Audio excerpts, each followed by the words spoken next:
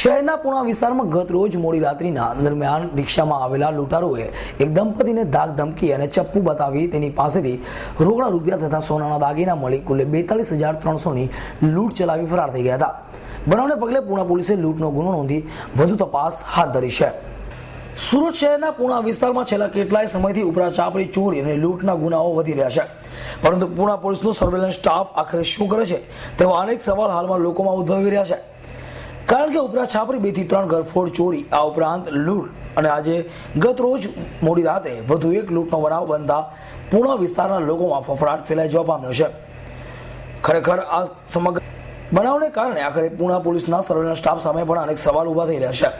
વાત કંઈક એવી છે કે વરાછાના વિવેકાનંદ સોસાયટીમાં રહેતા ભરતભાઈ હરિભાઈ બાંભણિયા ગત રોજ તેની પત્ની દક્ષા તથા તેની માતા સાથે પૂણા વિસ્તારમાં તેના ભાઈના ઘરે બેસવા ગયા હતા. મોડી રાત્રે તેઓ ભરતભાઈ અને તેના પરિવાર સાથે ઓટો રિક્ષામાં બેસી પોતાના ઘરે પરત આવવા નીકળ્યા હતા.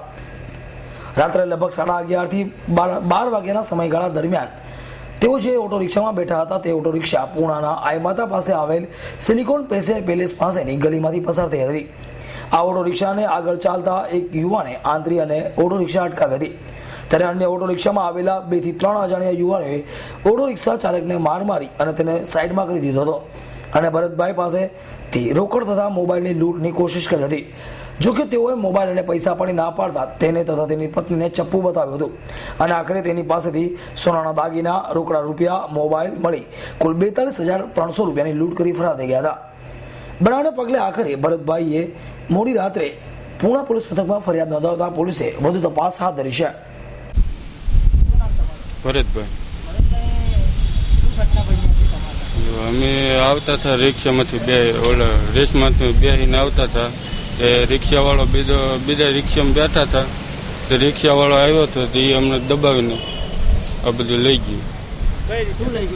કરેણું, બુટી 10 થી 10:30 ગળા, 11 ના ગળામાં 3 વ્યક્તિ હતા ને શરીફ હતા, ચાકુ. હા, રિક્ષા ઉપર હતા.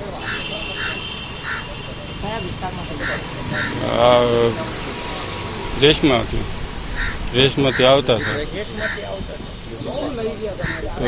ઘરે બુટી ને એવું લઈ ગયા. બુટી ને ટોટી ને પૈસા ને ફોન લઈ ગયા. 40,000. હા, પૂણા પોલીસ સ્ટેશનમાં ફર્સ્ટ ગુના નંબર 79 આઈપીસી કલમ 392-114 મુજબના ફરિયાદી આવેલા. તેમની ફરિયાદ ફરી શ્રી ભરતભાઈ હરિભાઈ બામણિયા રહે 118 વિક્રમનગર સોસાયટી અર્ચના સ્કૂલ પાસે પૂણા ગામ સુરત.